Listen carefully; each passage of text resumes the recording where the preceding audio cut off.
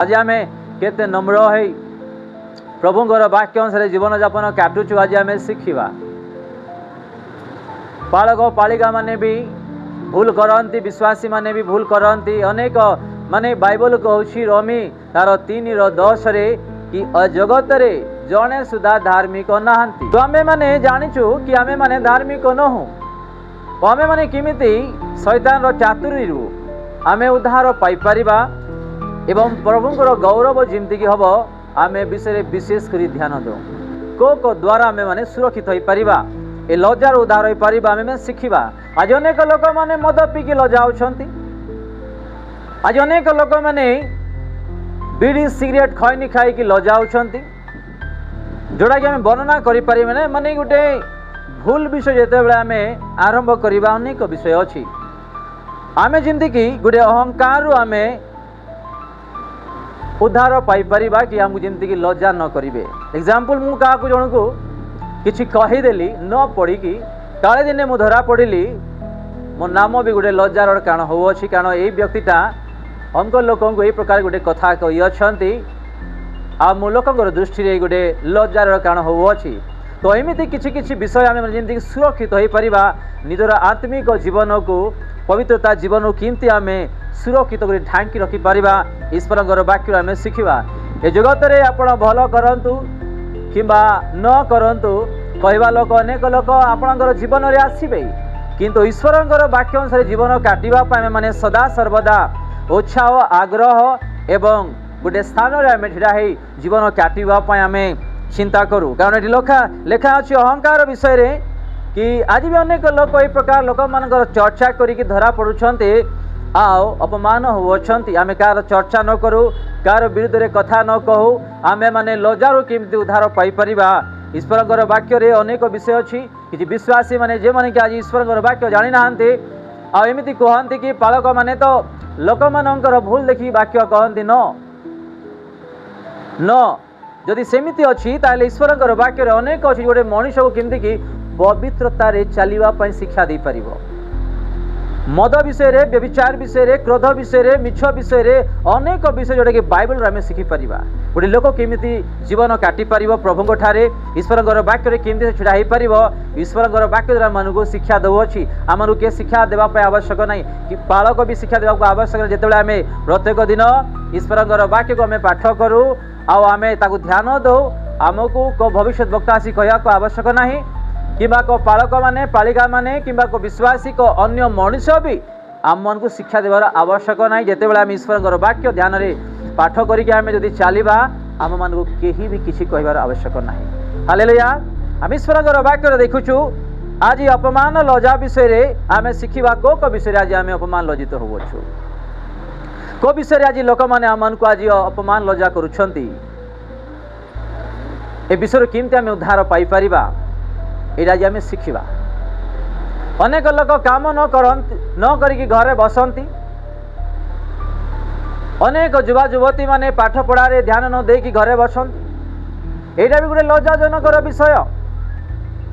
माने आज जीवन रे प्रभु को पाइलु, अनेक आशीर्वाद भी निज जीवन रे ग्रहण कलु, किंतु ईश्वरंकर वाक्य द्वारा आम मानू कौन शिक्षा दउछि से शिक्षार आम चली पारिबा। यह भी गोटे विश्वासी को गोटे इंटरेस्ट रहिबार आवश्यक, गोटे इच्छा रहिबार आवश्यक। आज विशेष करी आपण माने एवं मु आज शिखिबार समस्ते मिलिमिशि कि आज आम गोटे लज्जा गोटे अपमान रु केमती आम उद्धार पाई परिबा। हालेलुया। ज्ञान पुणी गोटे मनीष को सम्मान दे पारिबो, जो ज्ञान प्रभु मन को देइछन्ति ईश्वरंकर वाक्य रु।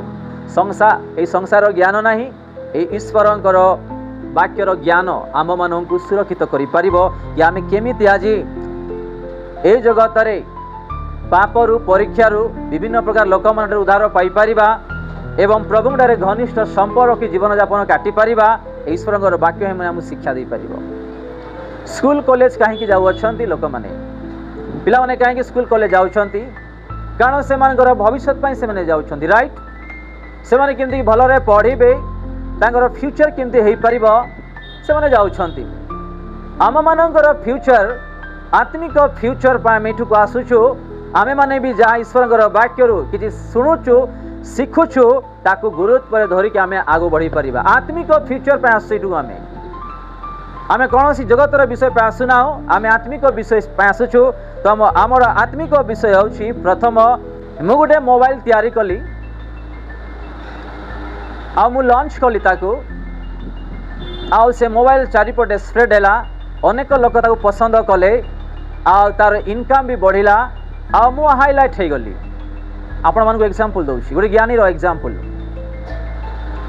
କିନ୍ତୁ ସେ ମୋବାଇଲ ତିଆରି କରିବା ପାଇଁ କିଏ ଜ୍ଞାନ ଦେଲେ? ବିନା ଈଶ୍ୱରଙ୍କର ଆଶୀର୍ବାଦ, ତାର ଜ୍ଞାନ ବିନା ଆମେ କିଛି ବି କରିପାରିବା ନାହିଁ ଜଗତରେ। ଆମେ କ'ଣ କହୁଛୁ? ମୁଁ ଏତେ କଷ୍ଟ ପଡ଼ି ମାନେ ପରିଶ୍ରମ କରି କ'ଣ କଲି? ମୁଁ ମୋବାଇଲଟାକୁ ତିଆରି କଲି। ମୋ ପରି ଜ୍ଞାନୀ ଲୋକ କେହି ବି ନାହାନ୍ତି।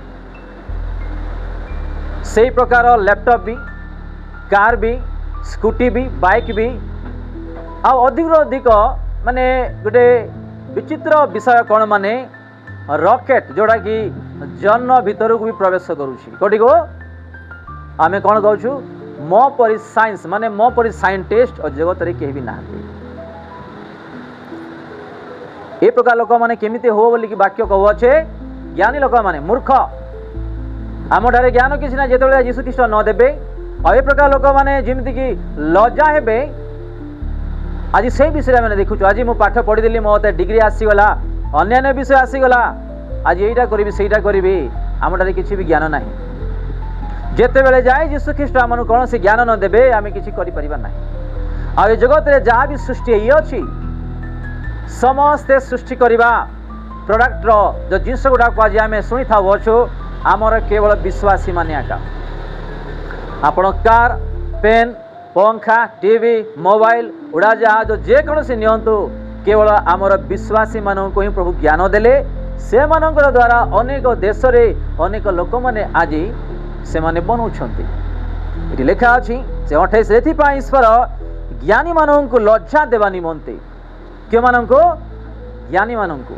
ଆଜି ଆମେ ସୁଖ ଯେଉଁ ଦୁଃଖ ଧରି ଆମେ ଜୀବନ କାଟୁଛୁ, କିଏ ସୃଷ୍ଟି କଲେ? ଏକ୍ଜାମ୍ପଲ୍, ମୋତେ ପ୍ରଭୁ ବ୍ଲେସ୍ କଲେ, ଘର ଦ୍ୱାର ଦେଲେ, ଭଲ ଚାକିରି ଦେଲେ, ବ୍ୟାଙ୍କ ବାଲାନ୍ସ ଦେଲେ, ମାନେ ସବୁ ଆନନ୍ଦ ମୋ ଜୀବନରେ ଭରିଦେଲେ। ମୁଁ ସେ ଆନନ୍ଦରେ ପରିପୂର୍ଣ୍ଣ ହେଇ ଆଗକୁ ବଢ଼ୁଛୁ। ଆମେ ପରିବାର ସମସ୍ତେ ମିଳିମିଶି, କିନ୍ତୁ ପ୍ରଭୁଙ୍କୁ ଆମେ ପଛରେ ରଖିକି ନା ପ୍ରାର୍ଥନା, ନା ବାକ୍ୟ, ନା ଚର୍ଚ୍ଚ। ପ୍ରଭୁ କ'ଣ କରିବେ? ସେ ଆନନ୍ଦର ଜୀବନକୁ ଟିକେ ଦୂର କରିବେ, ଯେମିତିକି ଆମେ ଟିକେ ଦୁଃଖ ପାଇବା, ଆଉ ଦୁଃଖ ପାଇକି ଆମେ ପ୍ରଭୁଙ୍କୁ ଡାକିବା। ଯଦି ଆମେ ଦୁଃଖ ପାଇକି କିଛି ଆଶୀର୍ବାଦ ପାଉଛୁ ମାନେ ପ୍ରଭୁଙ୍କର ଗୌରବ ନିମନ୍ତେ। ହାଲେଲୁୟା। ଯଦି ଆମ ଜୀବନରେ ସାକ୍ଷ୍ୟ ନାହିଁ ତାହେଲେ ଯୀଶୁ ହିଁ ନାହିଁ। ଆମ ଜୀବନରେ ଦୁଃଖ ନାହିଁ ତାହେଲେ ଯୀଶୁ ହିଁ ନାହାନ୍ତି। ବହୁତ ଲୋକ କହନ୍ତି ମୋ ଜୀବନରେ କାହିଁକି ଦୁଃଖ, ମୋ ଜୀବନରେ କାହିଁକି ଅପମାନ, ଲଜ୍ଜିତ, ଅନ୍ୟାନ୍ୟ ବିଷୟ, ମୁଁ କ'ଣ ଭୁଲ କଲି? କିନ୍ତୁ ପ୍ରଭୁଙ୍କର ବାକ୍ୟରେ ଦେଖୁଛୁ ସୁଖ ଆଉ ଦୁଃଖ, ଆନନ୍ଦ ଏବଂ କିଛି ଦୁଃଖିତ ବିଷୟରେ ଆମେ ଏବେ ପାଠ କଲୁ।